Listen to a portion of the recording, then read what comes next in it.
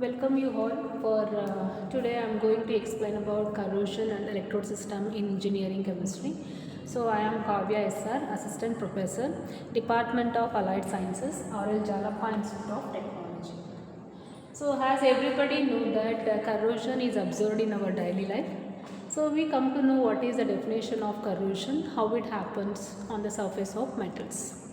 So corrosion is defined as it is a destruction of metal or alloy by the surrounding environment through chemical or electrochemical changes.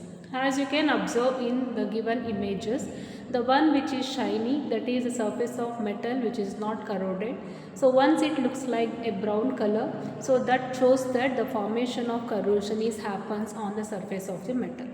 As we observed in our surrounding in our daily life, usually on the surface of iron metals, for long period of time we observe this type of reddish brown surface, so that we call it as a corrosion. So generally there are two types of corrosion. So one is dry corrosion, another one is wet corrosion. So here it is based on the surrounding environment. So dry corrosion is nothing but it is a direct attack of the metals by the gas molecules which are surrounds on the surface of metal in the absence of moisture. So for example, you can see the attack of dry air or the oxygen on the metal to form an oxide layer. You can find out the first picture, it shows that silver cup, silver metal. So which is in the pocket, it is a very shiny in nature, it does not undergo any corrosion.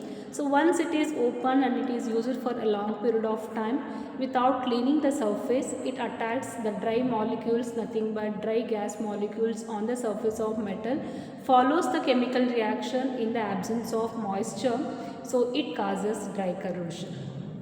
So next one is wet corrosion. So wet corrosion is nothing but the reactions are takes place in aqueous medium.